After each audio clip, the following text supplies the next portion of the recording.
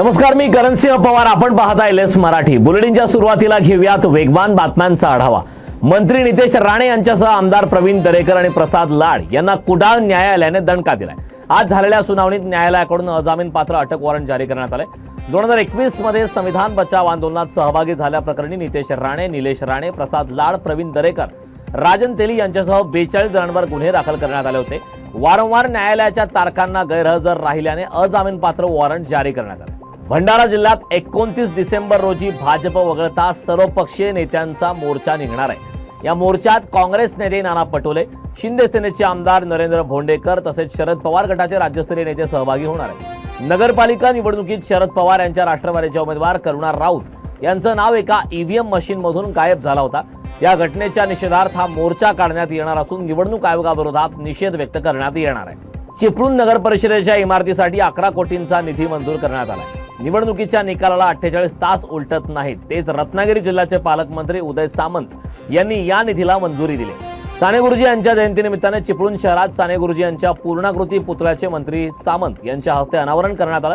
यावेळी त्यांनी चिपळूण नगर परिषद इमारतीसाठी 11 कोटींच्या निधीला मंजुरी दिली. लोकनियुक्त नगराध्यक्षा पूजा गायकवाड यांचा बुलढाणा अर्बनचे सर्वेसर्वा राधेश्याम चांडक यांनी सत्कार केला. आर्थिक, सामाजिक आणि सहकार क्षेत्रात मोलाचे योगदान देणाऱ्या बुलढाणा अर्बन परिवाराकडून मिळालेला हा सन्मान लोकसेवेतील कार्यावर व्यक्त झालेला विश्वास असल्याची भावना यावेळी पूजा गायकवाड यांनी व्यक्त केली. शिवसेना मनसेची युती झाल्यानंतर कोल्हापुरात दोन्ही पक्षाच्या पदाधिकाऱ्यांकडून साखर भरवत आनंद व्यक्त केलाय. गेल्या अनेक दिवसांपासून चर्चेच्या केंद्रस्थानी असलेली ठाकरेंची शिवसेना आणि मनसेच्या युतीची आज अखेर घोषणा करण्यात आली.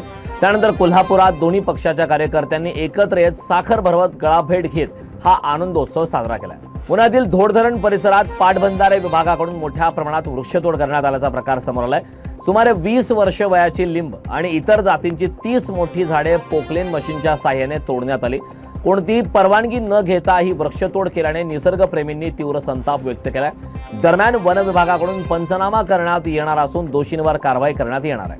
हिंगोली जिल्हा पशुसंवर्धन विभागाच्या वतीनं भटके श्वान रेबीज लसीकरण आणि जंत निर्मूलन मोहीम राबवण्यात आली. या मोहिमेअंतर्गत श्वानाला मोफत रेबीज प्रतिबंधक लस देण्यात आले. हिंगोलीच्या सेनगाव तालुक्यातील पुसेगाव, वरुड आदी ठिकाणी ही लसीकरण मोहीम यशस्वीपणे पार पडली. नागरिकांनी आपल्या श्वानाचं लसीकरण करून घ्यावेत असं आवाहन प्रशासनाकडून करण्यात आलं. भंडाऱ्यात नियंत्रण सुटल्याने कार उलटली. अपघातात एका तरुणाचा मृत्यू झाला असून त्याचा मित्र सुदैवाने बचावलाय. या प्रकरणी भंडारा पोलिसांनी गुन्हा दाखल करून तपास सुरू केलाय. लातूर नांदेड रोडवरील अहमदपूर बायपासवर दुचाकीने वेगात येणाऱ्या कारला जोरदार धडक दिली. या धडकेत दुचाकी स्वाराचा जागीच मृत्यू झालाय. वाढते अपघात पाहता या ठिकाणी उपाययोजना करण्याची मागणी नागरिक करत आहेत. हिंगोलीत तरुणाचा रुमालने गळा आवळून खून केल्याने परिसरात खळबळ उडाली आहे. कळमनुरीच्या रामेश्वर तांडा येथे ही धक्कादायक घटना घडली. ज्ञानेश्वर मारोतराव गाडेकर असं मयत तरुणाचं नाव आहे. किरकोळ वादातून हा खून झाल्याची प्राथमिक माहिती पोलिसांनी दिली. या प्रकरणी पोलिसांनी एका संशयित आरोपीला ताब्यात घेतले. वेगवान बातम्यांचा आढावा घेतल्यानंतर या बुलेटिनमध्ये वेळ झालेली आहे. इथेच थांबण्याची. पाहत रहा एलएस मराठी.